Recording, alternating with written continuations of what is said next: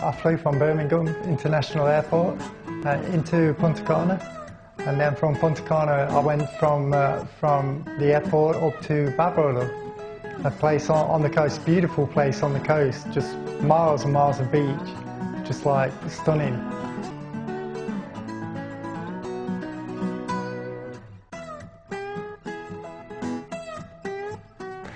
I think Dominican Republic is a great place to come and have a little fun at the same time that you're having the procedure done. Great food, great music, great weather, great people.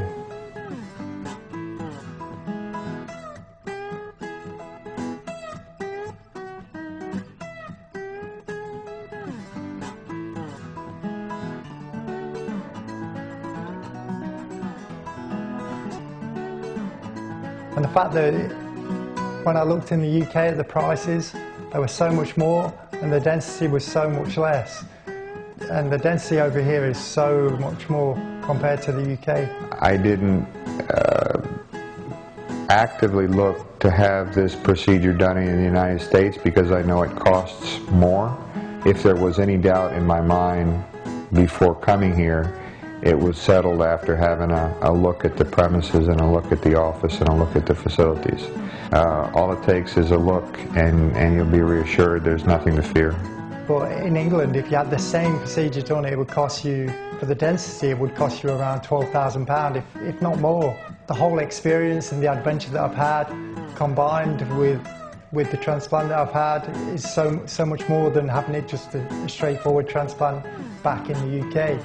Well, I had a friend who had work done here, and I saw the result before and after, and I was amazed, and I wasn't sure if it would work for me, but I tried it, and I can tell you firsthand, 14 months later, that the results have been better than I could have expected. It's one of those things you kind of think, well, shall I get it done or shall I not? I guess it's all about confidence and confidence in yourself. It was 14 months. It was in the front, and really until I looked at the pictures again today, I didn't remember how bad it was, but the before and after pictures are amazing. If I did this 14 months ago, you probably would have gotten reflection off of this part of my scalp, and now I'm pleased that to have new hair to comb. I can't think of any reason why not to. You know, many years ago, maybe the procedures, the technology wasn't so refined. It was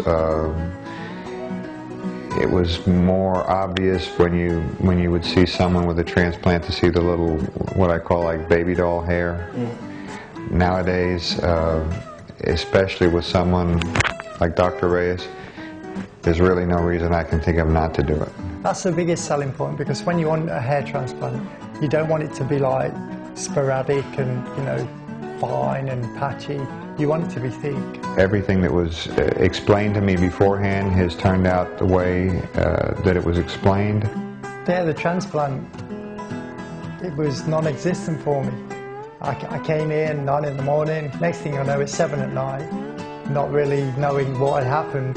Next thing, look in the mirror, see I've got new hair. I think it's a very professional operation, no surprises whatsoever.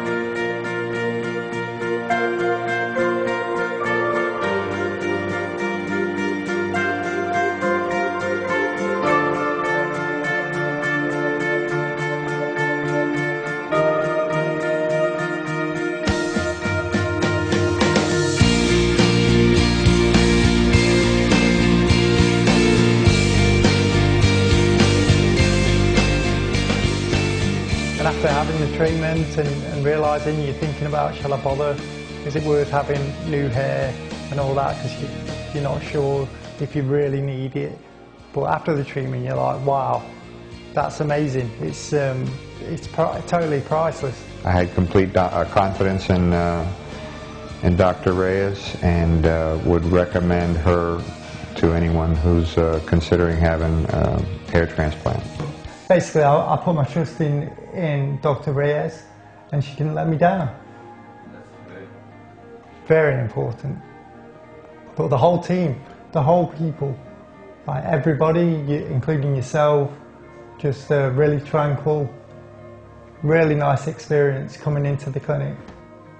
Okay, see here, new hairline that I didn't have before. Now I have a hairline, a normal hairline, should I say. All this here, transplanted 12 days ago. Lose all of this, but at the same time I know that underneath real hair will grow back in the same position, so probably around 4 months time new hair will start to grow, and once it grows, that will be my hair. I didn't have pain. The recovery was easy, and whatever discomfort you might feel for a couple of days after the procedure is well worth it when you start to see new hair coming in where there wasn't any hair before. So I'm a fan, as you can tell.